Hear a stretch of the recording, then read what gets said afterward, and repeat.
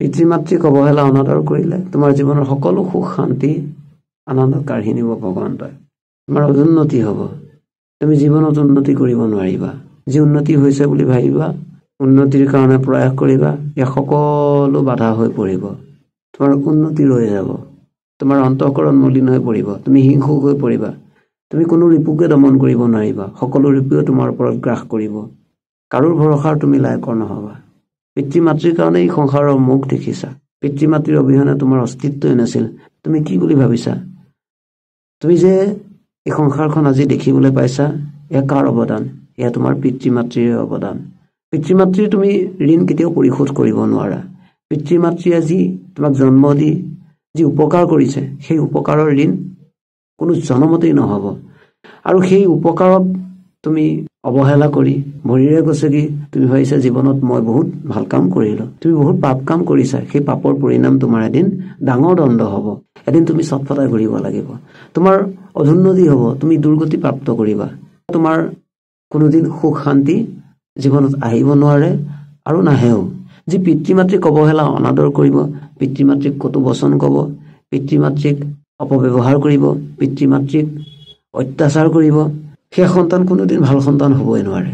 আটাইতকৈ বেয়া সন্তান সেইবোৰ যিবোৰে পিতৃ মাতৃক অনাদৰ কৰিছে, যিবোৰে পিতৃ মাতৃক ঘৰৰ পৰা উলিয়াই দিছে, যিবোৰে পিতৃ মাতৃক প্ৰহাৰ কৰিছে। এইবোৰ সঁচাই অত্যাচাৰী, এইবোৰ সঁচাই পাপী, এইবোৰ সংসাৰত থকা উদ্দেশ্যই নহয়। এইবোৰ সংসাৰৰ এটা কলংক, সমাজৰ এটা কলংক, এখন দেশৰ কলংক। ইহঁতে দেশৰ কোনো উন্নতি কৰিব নোৱাৰে, সমাজৰ 10জনৰ কোনোদিন উন্নতি সাধন কৰিব নোৱাৰে, কাৰণ নিজেই মহাপাপী ন। আনক কি ভাল হোৱাৰ উপদেশ দিব পাৰিব? কি ভাল হ'ব, কি ভাল বুলি পৰিচয় দিব? যি পিতৃ মাতৃক অনাদৰ কৰিলে, যি পিতৃ মাতৃক অত্যাচাৰ কৰিলে, সি সমাজত গুণী জ্ঞানী ব্যক্তি হৈ কিবা লাভ আছে জানো? সি এজন মহামূৰ্খ, মহাপাপী। তাৰ এই লোকতো স্থান নাই আৰু পৰলোকতো তাৰ কোনো গতি নহ'ব। এই লোকতো দুৰ্গতি হ'বই, পৰলোকতো তাৰ দুৰ্গতিয়ে হ'ব। সি বহুত নিজ জন্ম প্ৰাপ্ত কৰিব, জন্ম জন্মান্তৰলৈ তাৰ দুৰ্গতিয়ে হৈ থাকিব। সি ঈশ্বৰৰ কোনো পূজা উপাসনা কৰি লাভ নাই। যি পিতৃ মাতৃক অৱহেলা কৰিব, যি পিতৃ মাতৃক দুৰ্ব্যৱহাৰ কৰিব, তাৰ পূজা ভগৱন্তই কোনোদিন স্বীকাৰ নকৰে। এইটো পৰম সত্য। আৰু ভগৱন্তৰ কোনোদিন সি প্ৰিয় পাত্ৰ হ'ব নোৱাৰে আৰু হৈও লাভ নাই। পিতৃ মাতৃ যিমান দুৰাচাৰী বিবিচাৰীয়ে নহওক কিয়, পিতৃ মাতৃৰ হাত এৰিব নালাগে, পিতৃ মাতৃক কোনোদিন কটু ব্যৱহাৰ কৰিব নালাগে। কাৰণ পিতৃ মাতৃৰ ডাঙৰ অৱদান আছে তোমাৰ জীৱনত। তুমি পিতৃ মাতৃৰ দ্বাৰা এই সংসাৰ দেখিবলৈ পাইছা, এই সংসাৰত যে ঘূৰিব পাৰিছা, চলিব পাৰিছা, ফুৰিব পাৰিছা, এয়া কাৰ অৱদান? গুৰিটো কোন?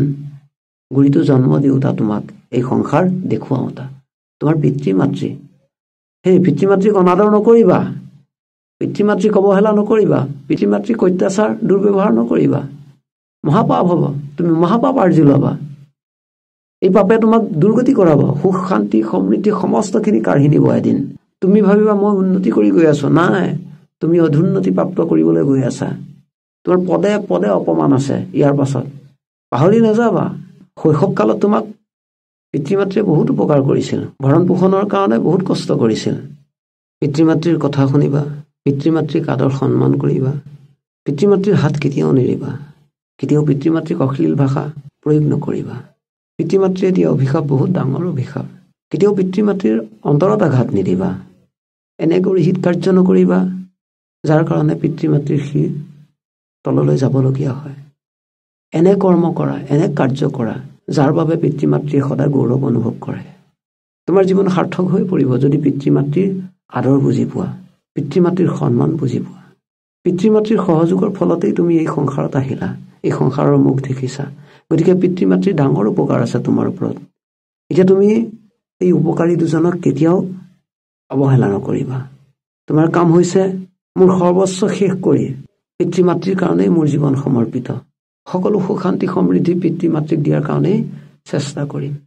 এয়াই প্ৰকৃত সন্তান, যি পিতৃ মাতৃৰ সুখৰ কাৰণেই চিন্তা কৰে, যি পিতৃ মাতৃক কোনোদিন অপব্যৱহাৰ অশ্লীল ভাষা প্ৰয়োগ নকৰে, সদায় পিতৃ মাতৃৰ ওচৰত দৈন্য অজ্ঞানী মহামূৰ্খ হৈ থাকে। তুমি যিমান উচ্চ পদ নোপোৱা কিয়, যিমান ডাঙৰ মানুহেই নোহোৱা কিয়, পিতৃ মাতৃৰ চকুত সদায় তুমি সেই শৈশৱৰ শিশুটোৱে।